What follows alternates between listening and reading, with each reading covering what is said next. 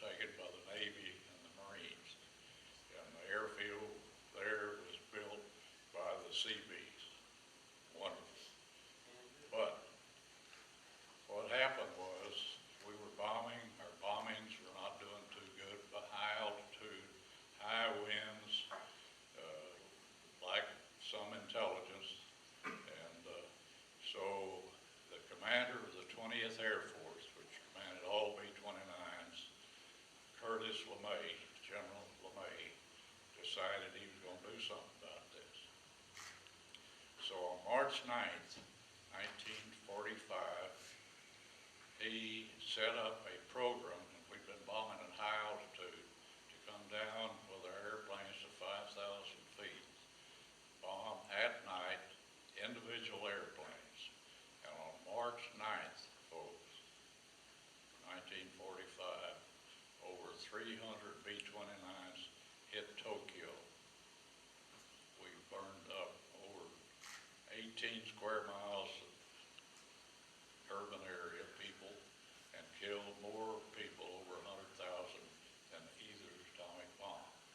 Now, LeMay, when he put together this offensive, like your Battle of Midway, he set up 10 days for 5 missions to Tokyo first. I was on 3 of these missions. I was on that March 9th mission. Kobe, Osaka, Nagoya, is that 4? Yeah. 4 big cities. We, in 10 days, wiped out those 4 cities. The Japanese, just like at Midway with their Navy, got the word that they were going to lose their population, their land. So the end of the war started with Midway in the Pacific, and was the incendiary bombing of the main cities, and of course the nuclear bombs since that. As a POW, I wasn't a POW though. All B-29 prisoners were classed as special prisoners to be tried and executed for killing women and children. So our fate was to be tried and executed.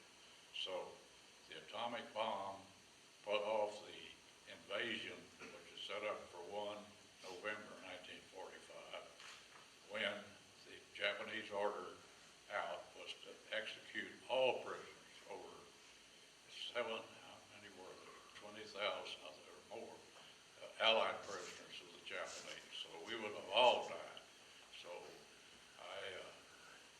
that's what I want to tell you, that the Navy and the Marines and so on got the message to the Japanese there at Midway, and we got 4 years now. This is 4 years later, a lot of fighting, but they really got it when we killed hundreds, millions of Japanese, and burned up everything they had. So I'm proud of what I did, and I'm an honorary Marine. I bombed Iwo Jima before they took it, and we missed our target. But our bombs, 500-pound bombs, 20% of them hit the invasion beach, and I looked out of my window there and I thought, oh my, this is an awful mission. But I've got Marine friends that went in there, and here are all these 500-pound foxholes. And I'm happy, so I'll end my story there. So we won.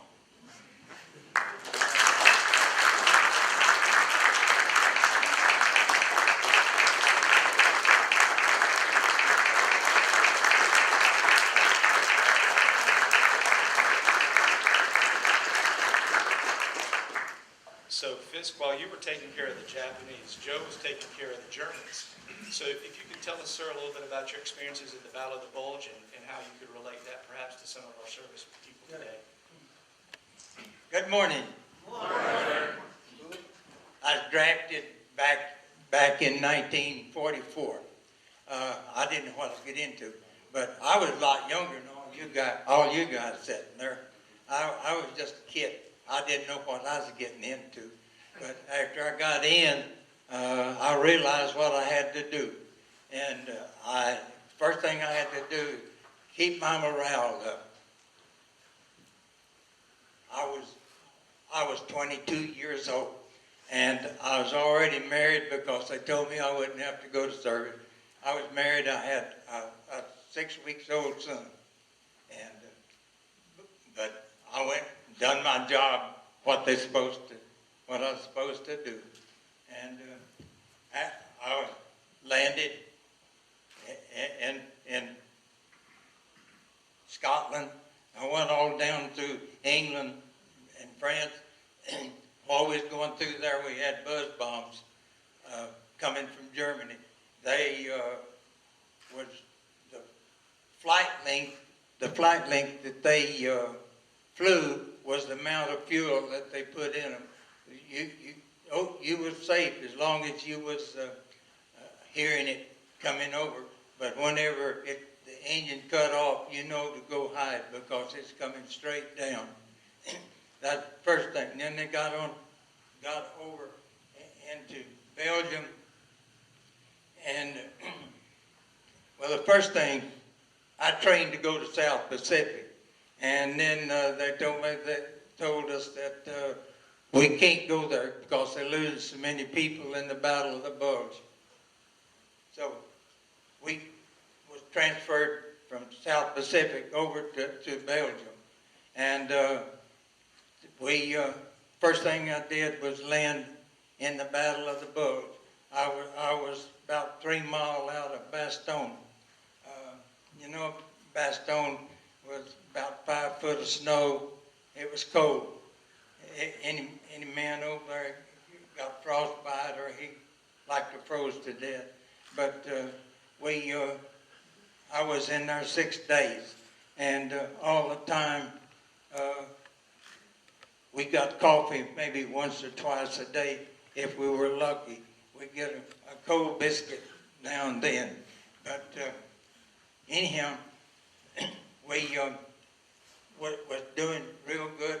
The Germans thought they had us all surrounded, that we were supposed to surrender because we couldn't move, and it was hell. And we lost 3 times our company amount of people. One day the clouds broke and the sun's come out, and that's when our bombers come in and took care of Bastogne. And that was a major battle over in Bastogne. I like to froze there. Many people did, but I had to go on. And the next step we took up was we went up to the Roer River, and they had blown the dam, so we had orders to cross. Well, there was about 13 boats that started to cross with at least 12 people in it, and they thought they had everything cleared enough that we could get across without getting hit. Well, the river was only about 30 feet across regularly, but when they blew the dam, it was about 200 yards across swift. And we started to cross, and my boat happened to hit the bank, and the engineer that was there, he couldn't hold it to the bank, so we started drifting down the river. And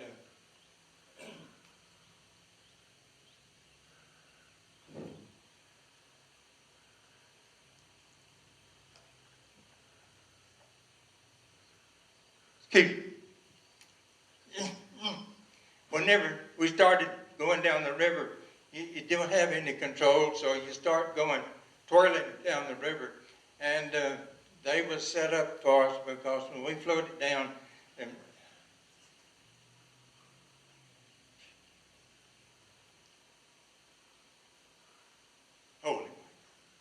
the machine gun opened up, and there was 11 of us in the boat, and I happened to be the person in charge of holding all the guns, and I was sitting in the back of the boat. As we twirled down, I happened to be in the back part of the boat when the machine gun opened up, and we lost about 7 men out of the boat, and I presumed that the shells and everything hit the gun and knocked me out of the boat, because next thing I knew, I was in the water, and I stayed in the water from about 2 o'clock in the morning, February the 23rd, 1945. And about 8 o'clock, well, we got tangled up in them barbed wire and couldn't get out. So I had to lay there. And when I was there, the engineer come by and he said he'd been hit. And we couldn't get over the barbed wire, so we both stayed there at about 8 o'clock the next morning. Whenever they come and got us out. Well, that I got frozen one place, and I got a good bath in another place. So it was war as hell, put it that way. But I see all of you guys, you got a good attitude. Going in, you got to believe in yourself. You got to believe in the flag of America. And I appreciate you guys taking over, and I know you do a good job, and I appreciate you. And thanks for taking over for us. Thank you.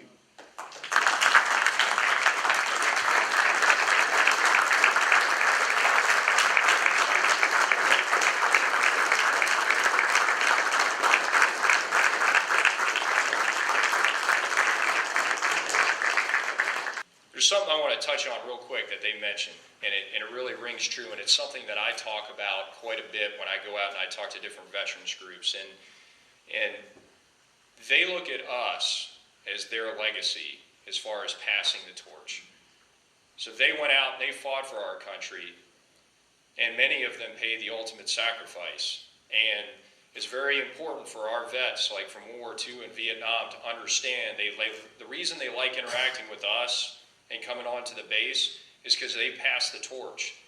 And their excellence that they did back then is now moved up to where we are today, and it's our job to carry the torch for them, to do our duty in the time frame that we're in the military service. And that might be a 4-year enlistment. It might be for a 30-year career.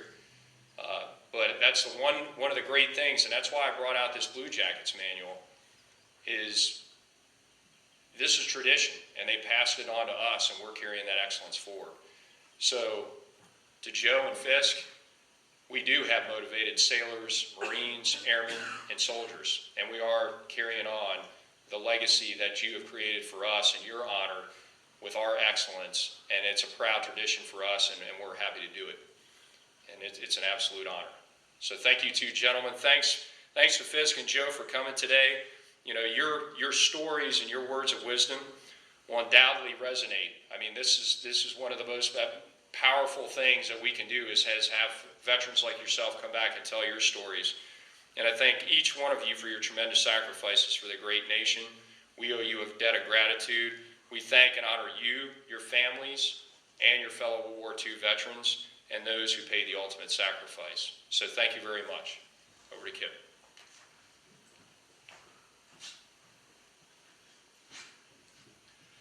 Thank you, Captain Stephan, and thanks to our distinguished guests. We're truly honored to have you gentlemen here today. And this concludes our observance of the Battle of Midway. Before you leave today, please take the opportunity to greet our special guests and let us never forget the sacrifices of our forebears in guaranteeing the safety and liberty of our great nation.